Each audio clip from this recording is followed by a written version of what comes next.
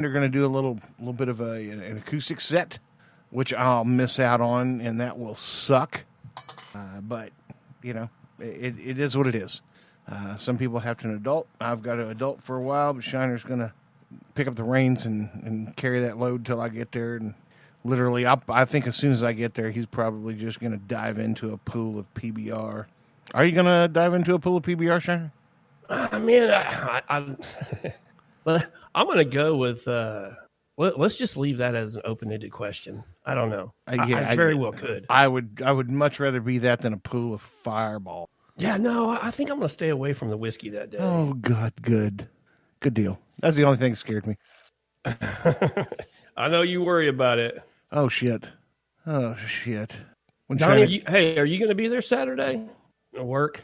I can't talk smack on that. I got to respect a dude that's going to pull some overtime for his family. So yeah, and that's cool. You know, I think now the stuff you do on Saturday and Sundays for the FBO, right? Okay, yeah.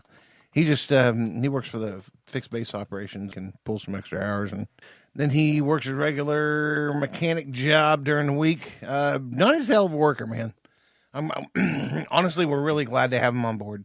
He takes care of a lot of things for us. I haven't got my dry cleaning yet.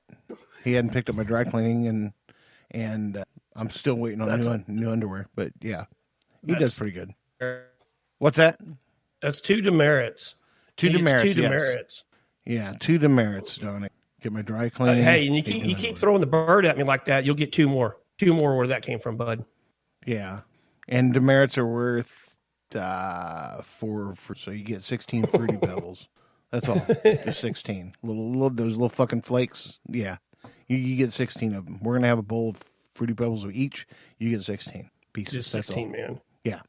Yep. Man, I tell you what. The other day, I was about to have a meltdown. Tell me what was going on, bud. Dude, have you ever lost a can of Copenhagen in your house? Oh, yeah. And you know you brought it home and you can't find it? Yeah, you go into like instant panic mode. It's the craziest thing. I mean, your heart rate goes up. You get that feeling like you're just about to start sweating, but you haven't quite yet. I mean, there's some physiological reactions that happen when you lose a can of Coke. And if it's brand new and you haven't even opened it, yeah, your mind is going 1,000 miles an hour. Here's the funny part. Let's say you lose your keys. Now, you'll start backtracking and looking for your keys. When you lose your Copenhagen, you've never looked for something so fast in your life. Like it's like double speed of anything else you're looking for. Oh, yeah, dude. You're turning chairs upside down. Maybe you fell through the chair. Pulling all the cushions out, checking your looking pants. in places that you would never put a can of Coke. Oh, yeah. Look in the fridge. Look in the freezer. Maybe I accidentally put it in there. Did I put it in the bowl sitting on the island? Nope, it's not in there. Oh, damn it. Open the drawer. Maybe I accidentally slid it in the drawer. Nope, it's not there. It's not there. You know. Dude, and I've got to the point, I've ended up sitting in the middle of the floor almost in tears. Mm-hmm. And then you get up and you find out it's in your pocket. Yeah, literally. God dang it, I usually put it in my front pocket and I put it in my back pocket. Didn't even think about it. Yeah. Crap. Yeah, so... that's a situation, man. Like, nobody's prepared for that. Now, and for those of you who do not partake in the Copenhagen, you will never know the struggle, and thank God you never... Because it is unlike looking for anything else. They're the people that are sitting there listening to this right now going, why don't they just go buy another can? Oh no, that's not how you fix this problem. No. It's like you lost a $10,000 stack of hundreds. You are panicking and searching everywhere. And if y'all don't believe me, I'll bring my wife and put her on the microphone right now. Well, and like buying a new one, you can't just solve it that way because you cannot have a phantom can of Copenhagen residing in your residence somewhere. Like, you got to find it. No, you got to find it because they're dated. You know, if you can't find it, okay, let's say you find it 3 weeks later. Well, it's all freaking dry because you didn't. That's another thing that'll work you up. If you're on a road trip and you stop in a gas station, you get an expired can of freaking Copenhagen. But you don't know until you're 10 miles down the road. Oh, nothing will infuriate you like that. You go to take a dip and you're like, gah, grrr, grrr. You know what? You know what I do with those cans that are dry like that, though? I take water. I take water and I'll just drip about 10 drops of water in the can, and I'll shut it up, and then I'll kind of shake it a little bit and just let it sit, and then I'll open it up, take another dip, and be like, nope, that's still a little bit dry, so I'll put a few more drops in, and I can usually rehydrate it to where it's okay. Yeah, you can't ever get it good. No. Well, I thought that was interesting. You chose to do that with water because I chose to do it with Fireball. What? Yeah, I got a dropper, like an eyedropper. And if I get a dry ass can like that, I'll do the same thing that you do with the water, but I'll do it with Fireball. And then I put it in the refrigerator while it rehydrates. Uh-huh. Really? And it's pretty good. You can do it with Crown Royal too. It's pretty good. Well, I know they got that whiskey flavored, the bourbon flavored Copenhagen, which I can't. I don't know, man. Just mixing anything else is just then it becomes something else. You know, I mean, it's a vanilla Copenhagen. You know, Didn't they come out with that one time? I don't know, didn't they have but you could do vanilla it. Skull. I know they had apple and cherry Skull. Yeah, And I know one time after partaking in quite a few adult libations, I bought a can because I didn't have anything else that sounded even decent. I bought a can of cherry Skull. I bought a can of cherry Skull one time, and after quite a few adult libations, it was because the gas station didn't have anything else that even sounded halfway decent. So I have this can of cherry Skull, and I have a whole bunch of alcohol in my system, and I start chewing this cherry Skull, and man, it was so sweet. It ended up making me like physically ill. So that was a long night. And to this day, man, I cannot even smell a can of cherry Skull without getting nauseous. Do they still make it? That's a good question.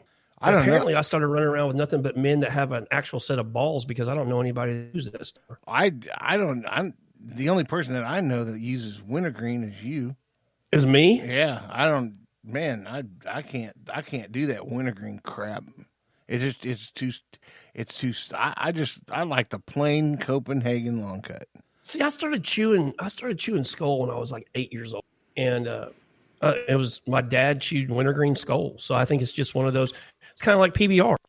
You know, my grandfather drank PBR, and I grew up getting sips of that. And my dad tried to hit me chewing wasn't the way to go, and gave me some Skull thinking I'd get.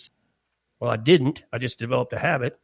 Well, just like menthol and regular cigarettes, it's pretty much whatever you start smoking on. That's pretty much where you stay. You just stick with that. Yeah, I get you. Because I do like regular Copenhagen. How did we get spun off on this? Well, because I was looking for mine the other day. Oh man, it is the most panic feeling in the world, man. Hey, tell you how old I am. You know what I started with? Hawking. What's that? Oh, I remember buying cans. Did that have what was on the can of that? A dude with a flintlock rifle? I don't remember. I think Donnie, look that up. See if you can find a picture of Hawking. Hawken. Hawken. Yeah, man, it had a flintlock rifle on it. You were right. I thought I remember that. That stuff was real waxy feeling. It was real 49 cents a can. That's what it was. That ain't no joke, man. It was cheap back then. It was super cheap. Man, I remember back in the military, dude. Back in the military, I used to get a carton of Doral menthol cigarettes at the PX for $4 a carton. I was going to say $7. $4 a carton. I could get a roll of Copenhagen for less than $10. And a roll back then was 10 cans, not 5. Yeah, I remember when they had the rolls that were 10 cans. Yeah. Yeah. That was crazy. Man, I used Copenhagen like crazy. I went through like 2 cans a day back in the day. Really? Oh, yeah. Yeah. It was nuts. Absolutely nuts. Now, granted, okay, I figured it out already. I went through 2 cans a day, but I had 2 team members that, 2 squad members that were, that always liked to borrow dips off of you, but they would never buy their own cans. Yeah. There you go. My dad figured it out. My dad had a scout on the entry team that my dad was on, and out to training day at the police academy facility here when the SWAT teams were all together training. And this scout that worked for my dad, he's always bumming dips off people, man. And he comes up to me one day and, hey, man, can I get a dip from you? Yeah. I gave him one. As he walks away, I can see in the back pocket of his fatigues, he's got a can in his pocket. Of course. I said, hey, Bill, are you carrying an empty can around in your pocket? He pulls it out, opens it up, pretty much full. He goes, no. And looking at me like he's completely bewildered. I'm having this conversation with him. What the hell? I said something to my dad. My dad's like, oh, yeah, you got to watch him. He'll do that. He'll do that all day long out here. Well, it got to the point where I used to buy the shittiest stuff imaginable and putting it in the Copenhagen can and carrying it in my right pocket. Putting goat manure in it. And no, I never thought about goat manure. It always had to be something that kind of was tobacco-y, but it was always the cheap stuff like Stone Mountain or Ted's Incredible Chew, whatever, whatever you could get that was super cheap. I just made that up, but it does not exist. But it should. It should. Ted's Incredible Chew. Any Teds out there? You're welcome. You're welcome. There's some chew on the market right now. Like a guy by the name of Outlaw. He goes by the name Outlaw. He's in that hip hop scene, and he's come out with his own brand of snuff. But once again, I saw him advertising a can of it that was peach, and I'm like, God, that's just too sweet. I can't do it. Oh no. I love peach. Don't get me wrong. I mean, we had some peach cobbler the other day that was just to die for. But peach moonshine? Oh, I'm in. Yeah, but peach. Oh hell, I just ate some peach yogurt this morning. And his name is Outlaw. Outlaw, yeah. Well, Luke Combs doesn't need to search anymore. He got that song called "Can I Get an Outlaw?" Well, you found one, so now you have one. There you go. Don't have to sing that song anymore. I dig that song too. Outlaw produced a movie that's going to be released soon called The Dip Run. The Dip Run? And it's kind of like The Dip Run. And it's kind of like, oh, shit. What was that movie of Bradley Cooper and the Bachelor Party? Oh, Jesus. How did we drop this? Yeah, well, I'm 52, so I can't remember stuff. They go to Vegas. Listeners are screaming at the right now. Yeah, they go to Vegas. Mike Tyson's tiger winds up in their bathroom. Hey, Donnie, instead of us just sitting here drowning, you could help us. Yeah, I appreciate it, Donnie. Thanks. God dang it. Good God, man. I mean, The Hangover. Thank you, Donnie. God dang it. Jesus. I was about to say About Last Night. I knew that was wrong. Yeah, I'm out here we're Shiner and I are up there in crab territory where the water's like minus 57. We're drowning here, dude. And you just letting us drown. You and I are sitting here floundering. I look in the window, and all I see is him with a smile as he puts a can of MGD up to his lips and takes a big pull off of it. Thanks, bud. Oh you are solid goals, man. Solid gold. That was a shitty move, man. One of these days, we're going to bring Donnie with us on the road, and he's starting to grow the back of his hair out a little bit. I think the mullet's starting to come back. I've noticed he hadn't had a trim. He's had a trim around the ears, but not on the back of his head. Are you thumbs up, thumbs down, thumbs up? Yeah, it's coming back. Oh, yes. I think we're going to do the mullet. Everybody liked it at work. Okay. They all liked it at his job, so...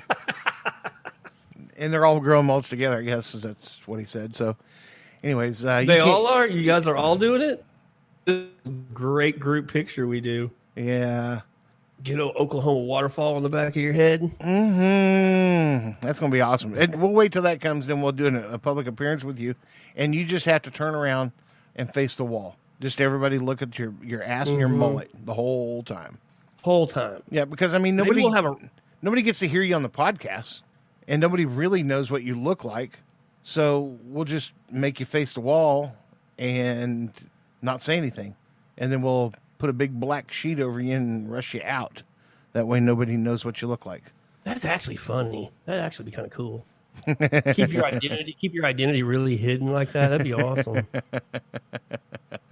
Well, honestly, Donnie, it's a good thing